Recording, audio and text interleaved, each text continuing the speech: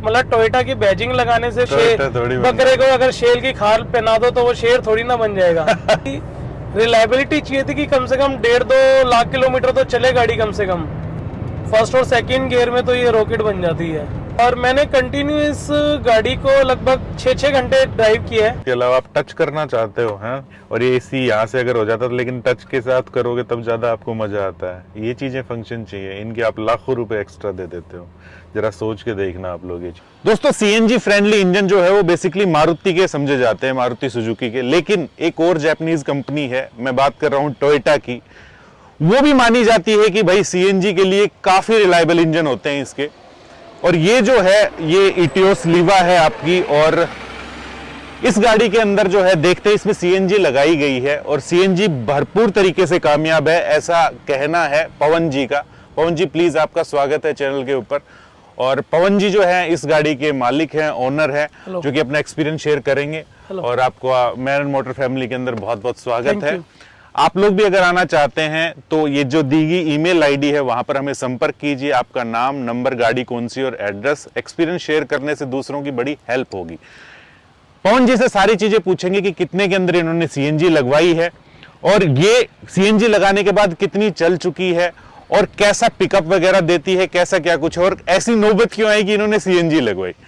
तो पवन जी सबसे पहली बात तो ये मेरे ख्याल से 2019 का एंड का मॉडल है आपका। जी, सितंबर 2019। हाँ, तो सितंबर का मॉडल है। और आपने क्या लेते ही सीएनजी लगवाई थी या बाद में लगवाई थी? नहीं, ये अभी जो पेट्रोल क्राइसिस शुरू हुआ था, जो 100 प्लस हो गया था, तब मैंने ये सीएनजी का डिसीजन। अच्छा, मतलब नई नवेली सीएनजी लगी है इसके अंदर? हाँ, अभी फिलहाल लगवाई है, लगभग मेरे को 4-1 महीने होने जा रहे हैं ये। हाँ। तो मैंने अभी सीएनजी ये फिट। सीएनजी में कितनी चला दी आपने? सीएनजी में लगभग ये मैंने चला दी है 6-7 हजार किलोमीटर। सीएनजी लगने के बाद आपकी रनिंग ज्यादा होगी? वो पहले भी ज्यादा थी, बट अभी और ज्यादा होगी है, क्योंकि पॉकेट पे इतना बर्डन नहीं पड़ता है तो। और हाँ, ये बात तो अक्सर देखी गई है कि सीएनजी वगैरह लग जाती है तो बेफिक्रे हो जाते हैं इंसान भी, चलो भाई ठीक है। और दिल्ली के अंदर तो मेरे ख्याल से हरियाणा से सस्ती है सीएनजी। अब भी थोड़ा सा नजर पड़ गई है कि लोग सीएनजी की तरफ भाग रहे हैं। गवर्नमेंट की तो उन्होंने 52 रुपए कुछ कर दिया अभी सीएनजी। तो पहले 43-44 तक चलता था सीएनजी का प्राइस, अभी 52 के अराउंड कुछ चल रहे हैं। भाई सीएनजी पहले इतनी सस्ती थी कि गाड़ी का एसी ऑन करके सो जाओ अंदर, अगर बिजली नहीं आ रही तो घर में। ठीक है, तो कुछ ऐसा हिसाब किताब था। लीवा बाहर से कैसी दिखाई देती है सभी को पता है ये चीज। मेनली मैं आपको इसका एक्सपीरियंस चला करके बताने वाला हूं कि कैसा पेट्रोल के अंदर चल रही है और कितना फर्क पड़ता है अगर इसके अंदर सीएनजी हम लोग लगाते हैं तो पवन जी अंदर बैठ करके ही और फिर चलते हुए बातें करते हैं अपन लोग, ठीक है, ताकि मेन एक्सपीरियंस आपको पता चल जाए कि भैया इसके अंदर सीएनजी कितनी कामयाब है। तो पवन भाई से बात हो रही थी कि ये कह रहे थे कि भाई 300 प्लस जो है मेरा सिलेंडर निकाल देता है। 3 मतलब मारुति को भी इसने ठिकाने लगा दिया, इतनी तगड़ी इसमें सीएनजी। 14 किलो का सिलेंडर है ये, 12 किलो का सिलेंडर है। 8 किलो आती, कितनी आती है ये? लगभग 8 किलो के आसपास इसमें गैस आ जाती है अगर प्रेशर अच्छा होता है तो। हाँ, और 8 किलो के अंदर अगर हम हाईवे पे चल रहे हैं तो ये 300 प्लस की एवरेज दे देती है। ये कह रहे मेरे को कि भाई मैंने सीएनजी भरवाई नहीं है। मैंने कहा फिर क्या फायदा, एक्सपीरियंस तो कर पाए नहीं। कह रहे आपको दिखाने के लिए नहीं भरवाई, अभी भी बाकी है उस सिलेंडर के अंदर। तो आप बता दीजिए मेरे को कहाँ से क्या है। अमूमन इधर देखने की आदत होती है हमें। इसने यहाँ पर शिफ्ट कर रखा है यार। अच्छा, इसका सीएनजी का कहाँ पे दिखाई देता है जी? ये सीएनजी का आपको इसमें नीचे यहाँ दिख रहा होगा, राइट में ना, नीचे की तरफ। अच्छा, हाँ, तो ये है यहाँ पर, और ऑटोमेटिक हो गया। और यस, एक डंडा है मेरे ख्याल से, जो लास्ट जो है वो ब्लिंक कर रहा है, अब हो गया स्टेबल। हाँ, ये अभी भी लगभग 100 किलोमीटर रोड चल जाएगी है। और भाई साहब ने कितना चला रखी है गाड़ी? 216 किलोमीटर अभी चल चुकी है। ये 35,711 जो है वो चली हुई है गाड़ी, आप लोग देख लो मीटर के अंदर ये जो है। और ओके, 216 चल चुकी है ट्रिप। मतलब कि आप हमेशा ऐसा कर लेते हैं, जीरो कर देते हैं। ये भी सही है यार, तो मतलब आपको पता रहता है अभी गाड़ी कितनी चली है। दोस्तों गाड़ी फिलहाल स्टार्ट है, तो आप लोग देख लो कि कितनी कैबिन नॉइस वगैरह जो है वो आ रही है गाड़ी में, ऑलमोस्ट ना के बराबर। पहली बात तो ये बताओ भाई, आपसे ही पूछता हूँ कि सीएनजी के अंदर एसी जब ऑन करते हैं तो गाड़ी क्या दबती है? नहीं, ऐसा कुछ नहीं है सर, कि बिल्कुल हल्का फुल्का तो फर्क पड़ता ही है जब सीएनजी पे आती है। फर्स्ट गियर के अंदर पिकअप जो है ना वो बढ़िया लिया है यार गाड़ी ने। अब मैं इसका एसी ऑन कर देता हूँ यार। अब ऐसे चलेगी तो शायद कम निकाले, है ना? नहीं जी, ऐसे ही चलाओ आप इसको। अच्छा। और अभी सीएनजी डला के इसको आप जयपुर तक ले जाओ। अगर जयपुर में जहाँ पे ये सीएनजी खत्म हो जाए वहीं छोड़ के आ जाना गाड़ी को। ऐसे क्यों?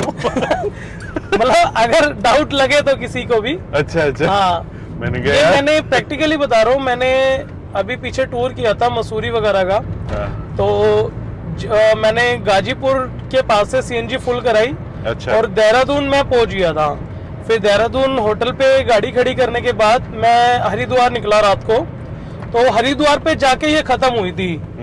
तो मेरे हिसाब से 240 किलोमीटर देहरादून पड़ता है हमारे दिल्ली से, और उसके बाद 70 से 80 किलोमीटर हरिद्वार था वहां से। तो ये लगभग 300 प्लस होके ही ये खत्म हुई थी। गाड़ी अच्छी चल रही है, और गाड़ी अगर आपकी जेब के ऊपर इतना कम दबाव डालती है और उसके बाद ऐसा रिस्पॉन्स दे रही है, तो मैं कहता हूँ कि और क्या चाहिए आपको भाई। अच्छा, कंफर्टेबल आपको कैसी लगती है भाई ये? कंफर्टेबल ठीक है गाड़ी, और बैलेंस भी ठीक है गाड़ी का। हाईवे पे कभी ऐसी कोई प्रॉब्लम आती नहीं है कि आप 120 130 पे भी अगर क्रूज कर रहे हो कि ये गाड़ी अनस्टेबल दिखे, कभी ऐसा कभी फील नहीं होता।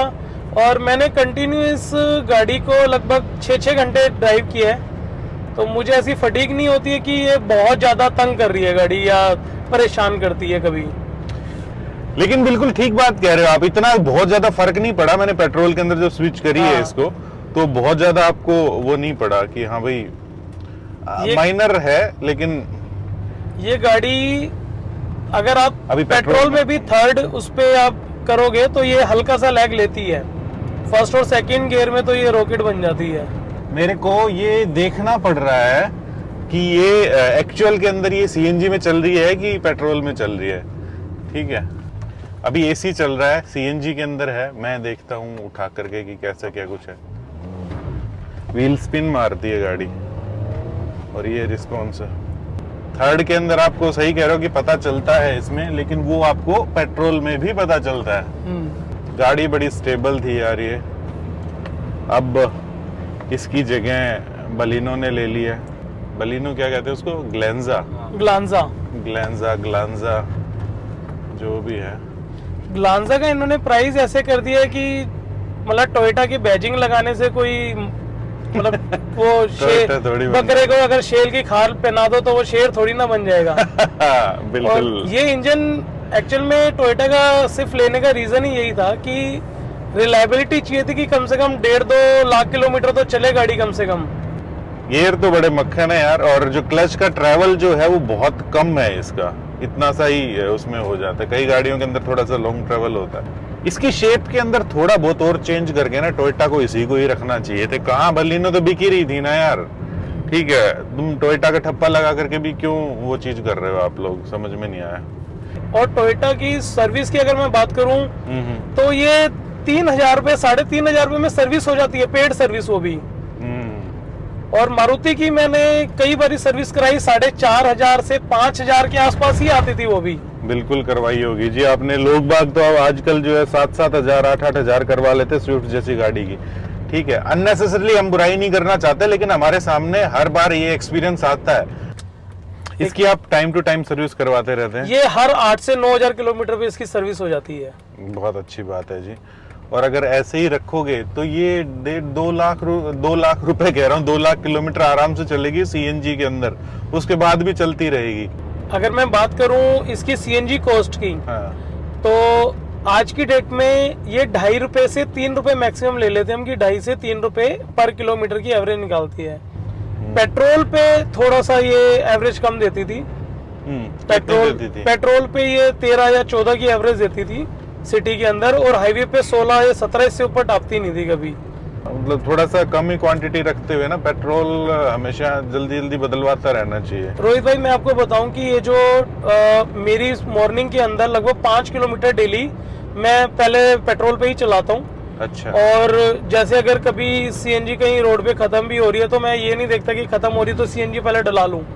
मैं लगभग आप मान के चलिए हफ्ते के अंदर 100 से 150 किलोमीटर तो इसको चलाता ही हूँ पेट्रोल पे। बढ़िया है यार, सही चीज है। और अमूमन ऐसे हम लोग देखते नहीं है, क्योंकि जब एक बार ओनर लगवा लेता है ना सीएनजी वगैरह, तो उसके बाद ये चीजें फॉलो नहीं करता। वो चला लेनी चाहिए, क्या दिक्कत है। सीएनजी फिटिंग वगैरह आपकी बहुत बढ़िया हो रखी है जी, इन्होंने दिल्ली से करवाई थी। आजकल तो सभी एक्सपर्ट हो गए हैं, गुड़गांव के अंदर भी 24 घंटे जो दुकान वगैरह खुली रहती है, कि बहुत लोग सीएनजी जो है वो लगवा रहे हैं। डेफिनेटली यार मजेदार आपकी गाड़ी चल रही है, उसमें कोई दो राय नहीं है इसकी। ये मेरी फैमिली में सेकंड कार है और हमने 2016 में सेम यही मॉडल लिया था पेट्रोल का, तो उसके बाद फिर ये मैंने 2019 में लिया था। तो हमारी फैमिली में अभी तक ऐसा सच कुछ प्रॉब्लम नहीं आई इस गाड़ी को लेके। गाड़ी अच्छी चलती है, ब्रेकिंग सिस्टम अच्छा है, क्लच बहुत अच्छा है, और कोई आज तक 35-36 हजार किलोमीटर तो मैं भी चला चुका हूँ, कोई ब्रेकिंग का कोई फॉल्ट नहीं है, कोई कुछ नहीं है।